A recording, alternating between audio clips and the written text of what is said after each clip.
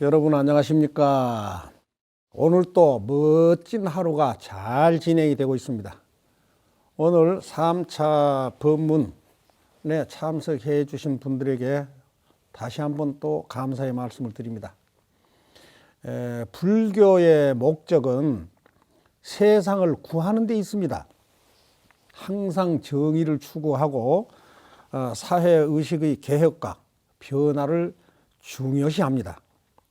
그래서 전 인류를 정의로운 마음으로 결속을 시키고, 그래서 국가의 안녕과 사회 구성원 모두에게 도덕성과 정의 의식을 고취시키기 위해서 노력하고 있는 것입니다. 먼저 지난번 두 번째 법문에서 팔방 설명을 할 때 스님이 좀 실수를 했습니다. 그거 바로 잡아 드리도록 하겠습니다. 사방은 동서남북이라 그랬지요. 근데 팔방은 동남, 남서, 서북, 북동. 그래서 이 팔방인데 제가 거기서 남동으로 이렇게 잘못 표현을 했습니다. 그래서 그것을 제가 듣고 나서 바로 법당에 가서 108 참회를 했습니다. 실수하지 않도록 노력하겠습니다. 죄송합니다. 불교에서는 마음을 지, 정, 의로 이렇게 구분을 합니다. 지라고 하는 것은 아는 것입니다. 즉 우리가 눈으로 사물을 보고 구별하는 것이죠. 그것은 저것은 무엇이다, 이것은 무엇이다 하고 구별해서 알지만은 그것을 알아본 것은 눈이 아니라 마음입니다. 또 우리가 냄새 맡고 맛보고 듣고 아는 것도 다 마음이 아는 것입니다. 그래서 마음을 지다 그럽니다. 마음이 좋으면 좋게 보이잖아요.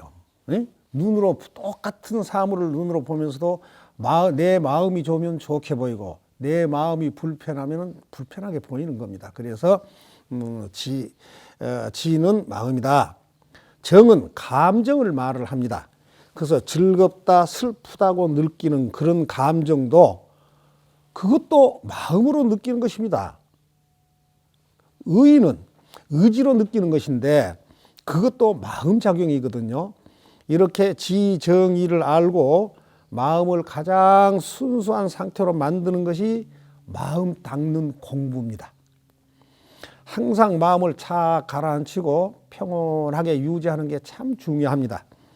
지를 닦는 것을 해학, 정을 정학, 의를 개학이라고 합니다. 그래서 개, 정, 해, 삼학을 닦는 것은 괴로움을 떠나서 진정한 행복을 추구하기 위한 가장 구체적인 수행 방법이 됩니다.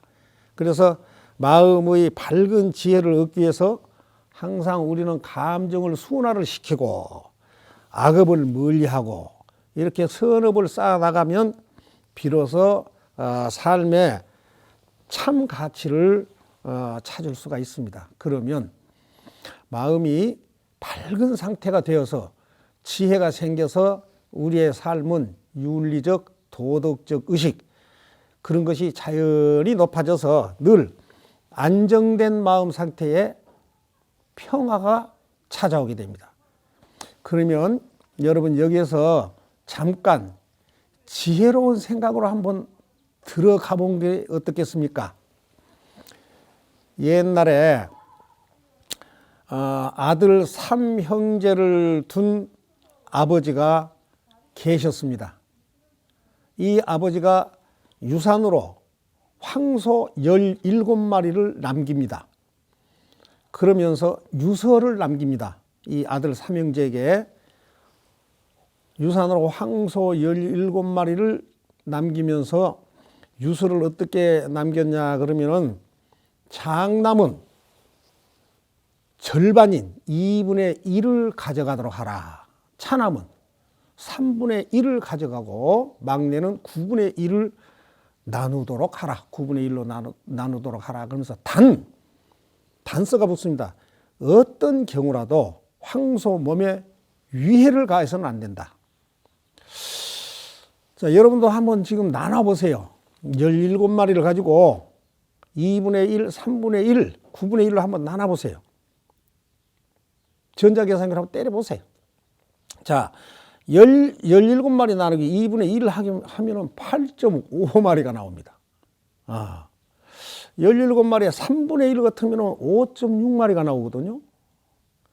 17마리 가지고 9분의 1을 가져가면은 이거 1.8마리가 나옵니다. 이 수학을 잘 하신 분들이니까 소 몸에 손을 대지 말고 한번 나눠보세요. 이 삼형제가 아무리 머리를 써도 황소를 죽이지 않고서는 도저히 불가능합니다. 그래서 날마다 이걸 가지고 서에서 의논을 하고 말싸움도 되고 그러면서 허송세월을 보내게 됩니다.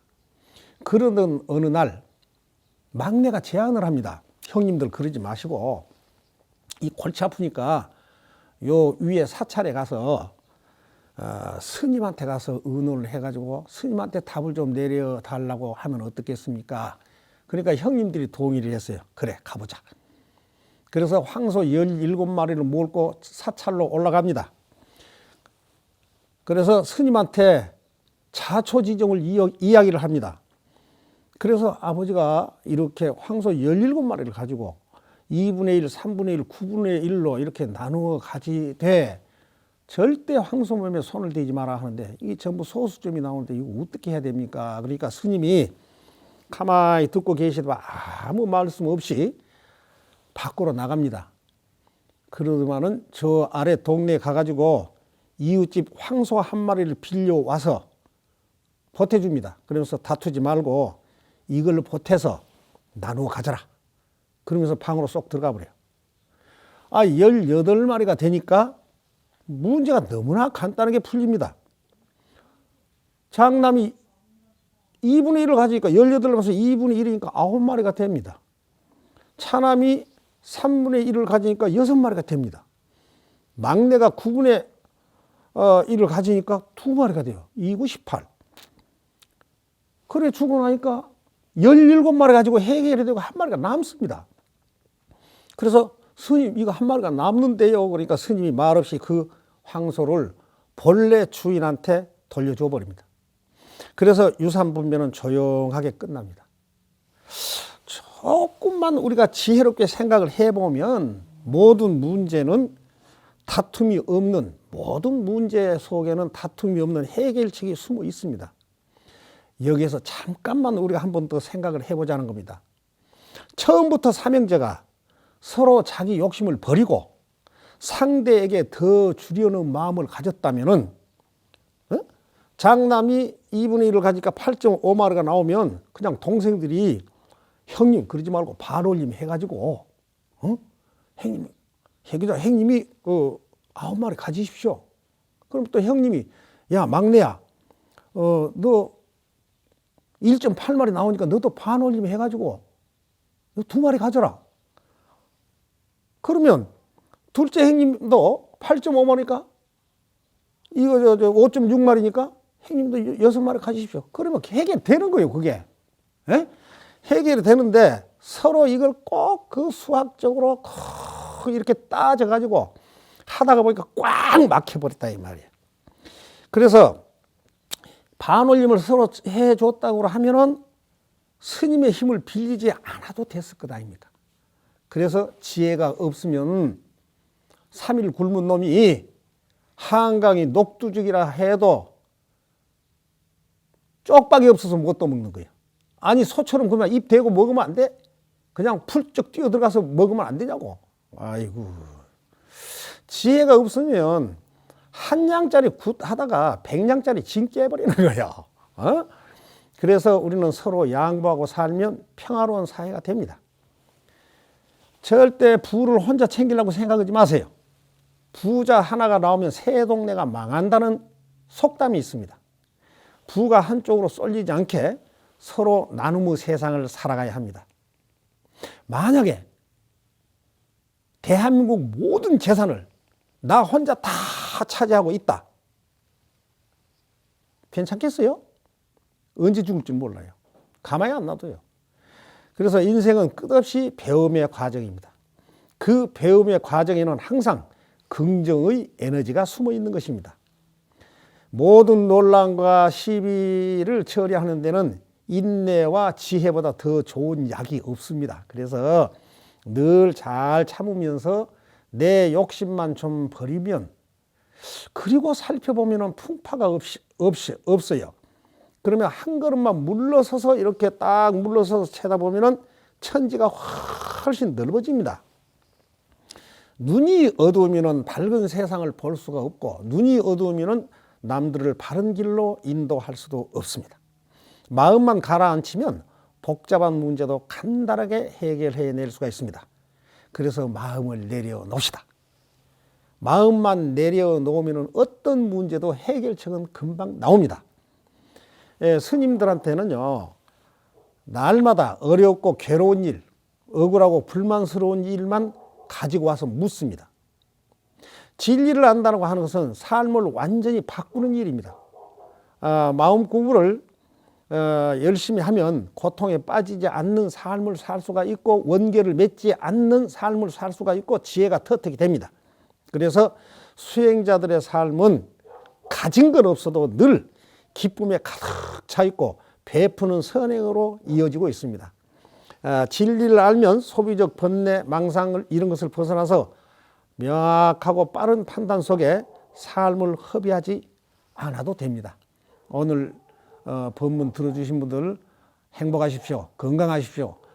내가 건강을 잃어서 내가 없어지면 이 세상도 없어집니다.